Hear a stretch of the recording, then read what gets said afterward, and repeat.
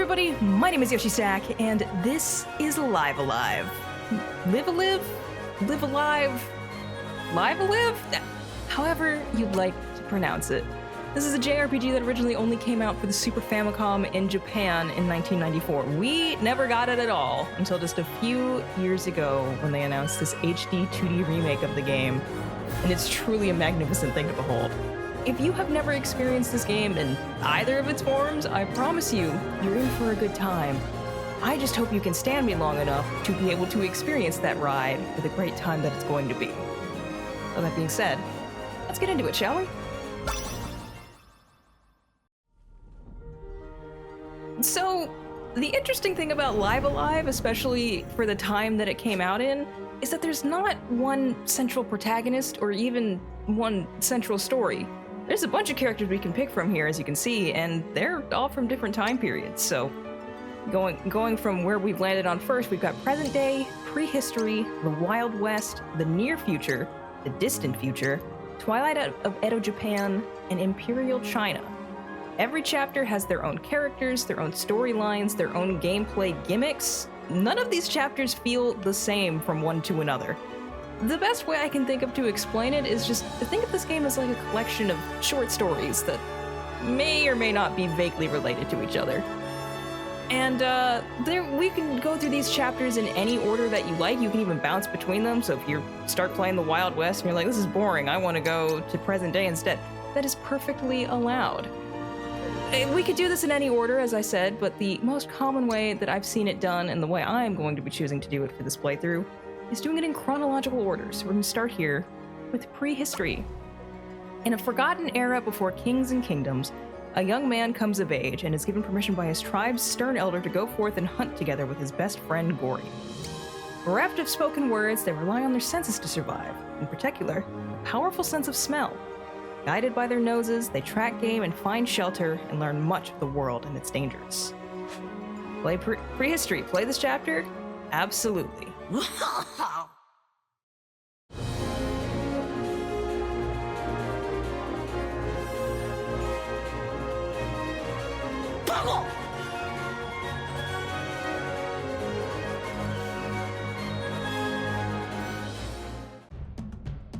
And immediately we're thrown into a cutscene. And normally I wouldn't speak over cutscenes going on. But because it's prehistory, there's no spoken dialogue. And as the description said, it's a land before words. So this blue-haired chief guy is pretty mad about something.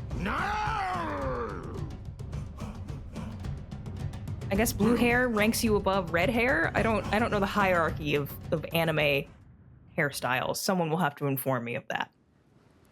Meanwhile, the thing they were mad about is this girl, who seems to be in quite literally quite a bind. Never mind. She didn't like my pun. That's fair. We do love women that can take care of themselves, though. All right, well, you know, she's doing her best. Yeah, it seems like your rope work. Well, I would say I could use some work, but she was moving, and the only thing visible was her head. So, you know, honestly, more than anything, it's just kind of impressive on her part. Sure. Oh. Oh, now we got this guy with some magnificent hair. Wow.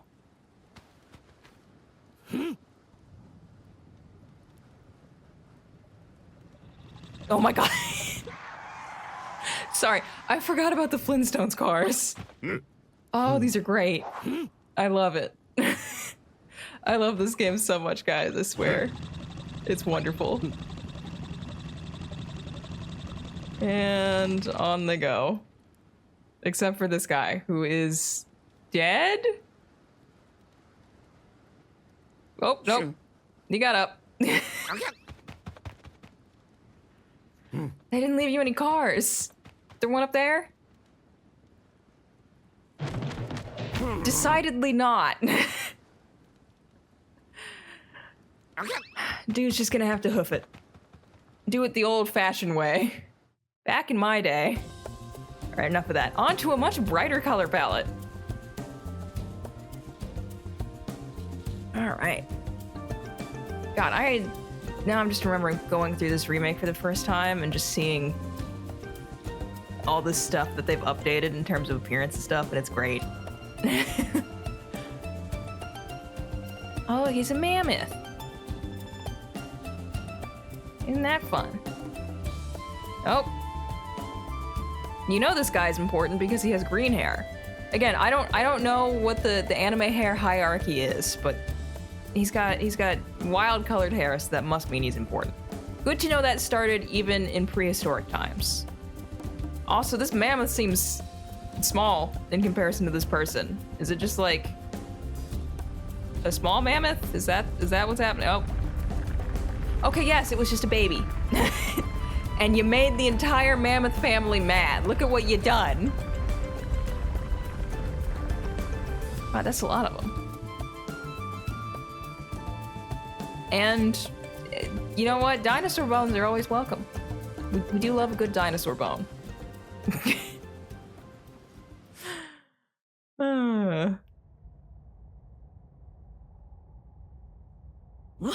Prehistory, the first. In case you were forgetting what you were playing. And now, like all good JRPGs of its era, you are allowed to name your characters.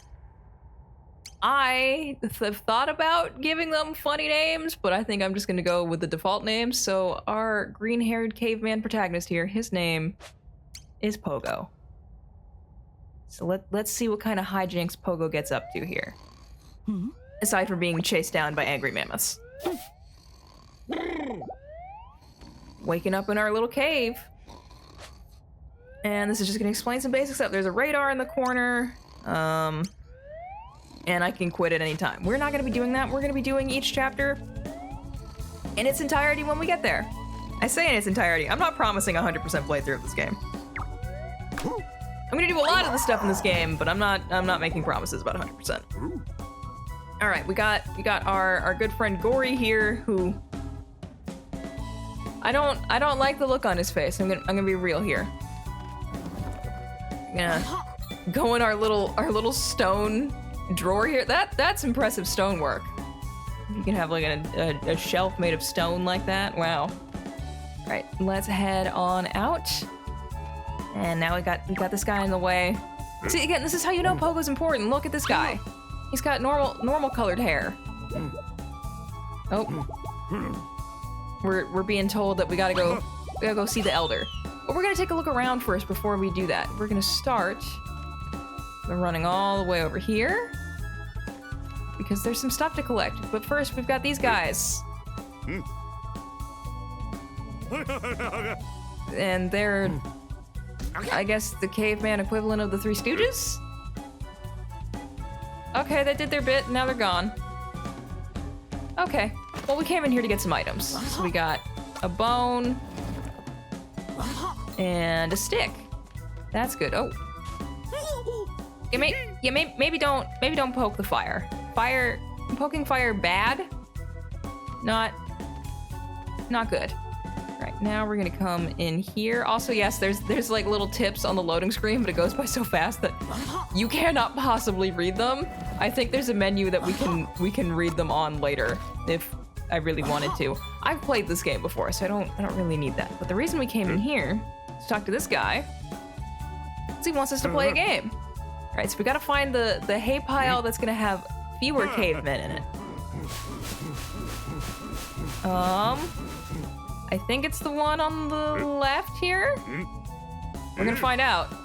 Am I gonna look like an idiot, you know, in the first episode? Also, I like that they can't speak, but they do have the concept of counting. I did manage to get it. Wow, I'm impressed. And by doing this, we get a bunch of items, which is good because we're going to need them. And because we're going to need them, I'm going to be playing this game multiple times.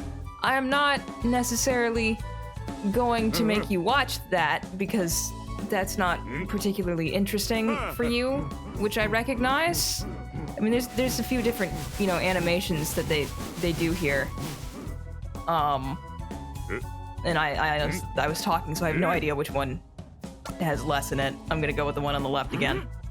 But yeah, I'm not gonna make you watch this because it's not super interesting for you. I did manage to get it twice, so you know, got that going for me. But when I have the amount of stuff that I need, we'll be back.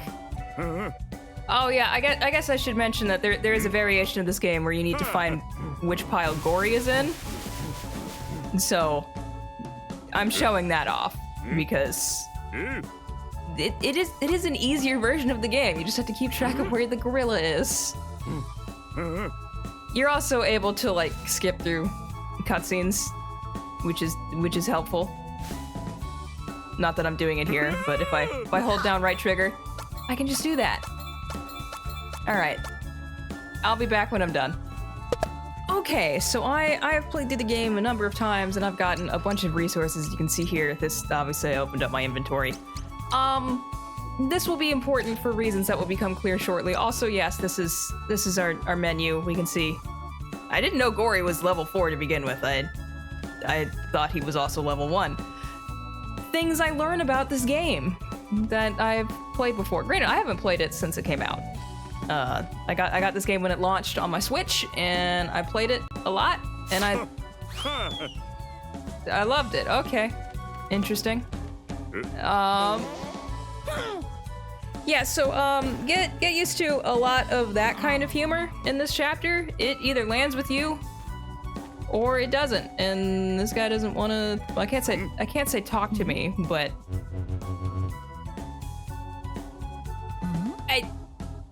okay, Ghost Caveman. This guy is sleepwalking. That guy doesn't know how to walk. This guy keeps running away from me. Apparently there was a good reason for it. Okay. Like I said, lots of that kind of humor. That guy is spinning right round. That guy is just jumping. And he's just laughing. Okay.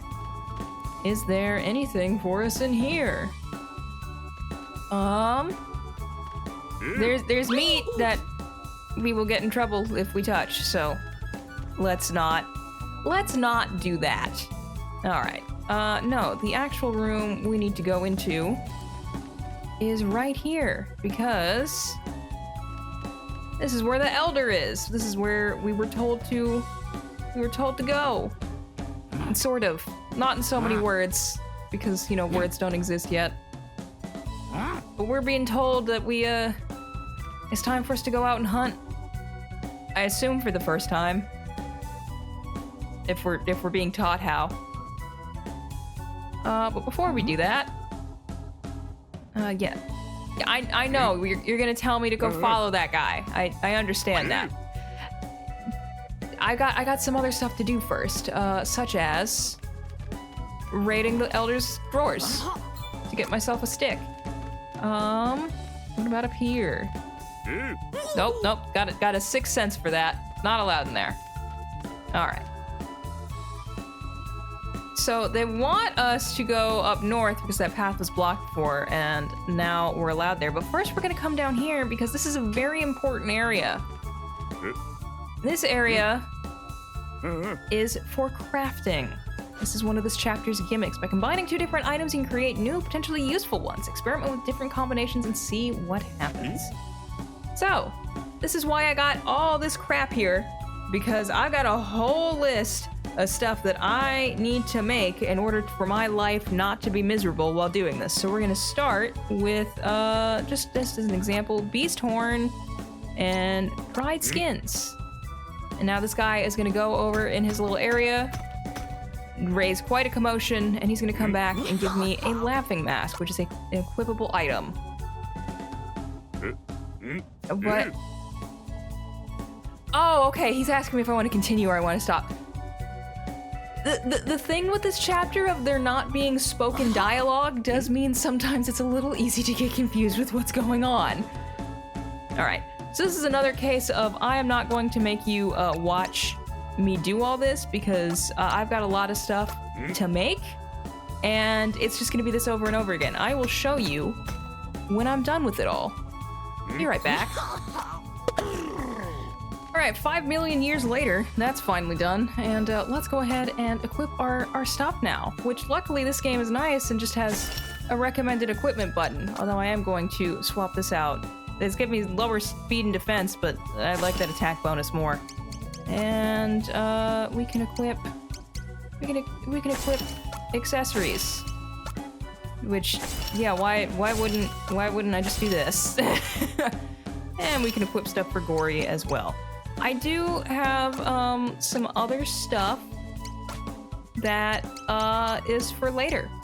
We will get there when we get there. For now, let's finally go and do what has been asked of us, which is to head on outside, or at least head north to presumably the outside. I mean, it looks like it, but not this way. We have to go on the other path. Only outside going this way is allowed. All right, let's see what is being asked of us here. They're gonna give us a tutorial here on what we're being asked to do, which is to sniff out some stuff and then go fight it. Well, fight it in a second. Yeah, there we go. This guy gets into a battle off screen, and then he gets some meat. You know, like hunting works in real life. I say that, I wouldn't know. You'll be shocked. I'm not the hunting type. For all I know, this is exactly how it goes, even now. No guns necessary. All right, now it's our turn as we literally get kicked out there to go find some stuff.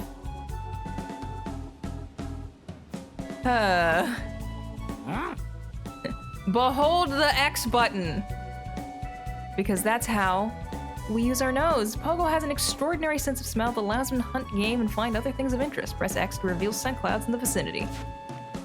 Would be glad to. Which we can even smell the elder. We found something. Into our first battle of the game, and where I get to highlight the fantastic music by Yoko Shimomura. The original track is great, and so is this one. Charge gauges. A charge gauge will appear above allies and enemies that are readying actions. Once this gauge has been completely filled, they will execute the action. Different menu controls. When selecting abilities and items for use, the area of effect will be displayed. Use this guide to ensure your intended targets will be affected.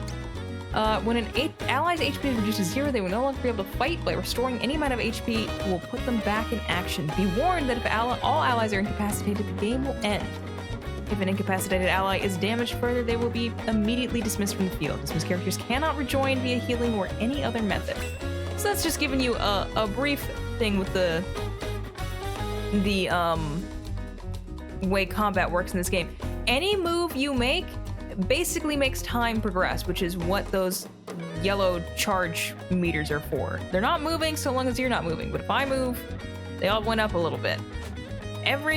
There's a bunch of different attacks in this game. They all have different things. It's complicated enough that there is a whole thing explaining different status effects, different types of damage, which you can see there's a whole lot.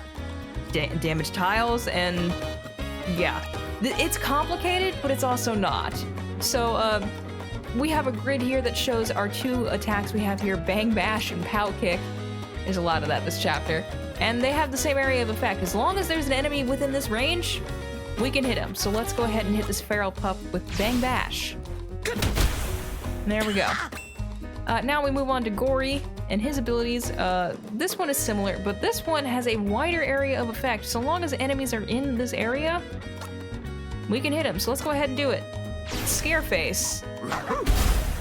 Well, we got most of them. That one got a status effect on it, so you know. That did something. I've just always been fascinated with this game's combat, and you know, I'm sure there's other games out there that do a similar thing, but for as much as I love RPGs, I haven't actually played all that many of them, so, and most of the ones I have are just normal turn-based stuff. They don't have this complicated thing going on, and I just always found it interesting, and it'll get more complicated as we go on in terms of like what where you need to stand in order for an attack to do something. Oh, we sniffed out a stick. How nice. But yeah, where you have to stand for an attack to like actually do something. Because there's some that are long range. There are some that only work. There are some enemies that will only hit you if you're like standing behind them, or yeah. We will get you all of that as time goes on. For right now, this is the very beginning of the game. It's not going to throw anything too wild at you. At least of this chapter. Your difficulty level may vary depending on what chapter you pick to start out with. And yeah, that attack hits twice, but I mean it's low power either way. And get rid of this guy. Yeah, real simple stuff. And yes, this music is phenomenal. This game was done. I believe this was Yoko Shimomura's first Square game. I know she's done a lot. She did a lot of those, and most notably nowadays Kingdom Hearts. But yeah, I think this was the first Square game she did, and it's phenomenal. There are a few tracks in this game that I think the original are a little stronger. For example, this battle theme, I actually think I like the Super Nintendo version of it more, but this is still a great track. There's not a bad track in this game. Because, you know, she's real good at that. I have praised her before on this channel when I did Mario RPG, and I will continue to praise her. Probably forever. But with this, we have won our third battle. We're doing great here. And that gets Pogo a level up, which is fantastic. We love leveling up. And we got ourselves a third haunch of meat, which means we are good to go back. We only needed to get 3. So let's head on back up there and turn in our spoils. Luckily, I didn't have to run too far. Hey, I brought the goods. And now we're allowed back inside. As the Elder slowly walks away and we have to watch him. Alright, I am gonna go ahead and call it there, though I still don't have an outro, but if you've made it this far, thank you so much for putting up with me, and I hope you'll join me next time as we continue through the prehistoric chapter of Alive Alive. See you then.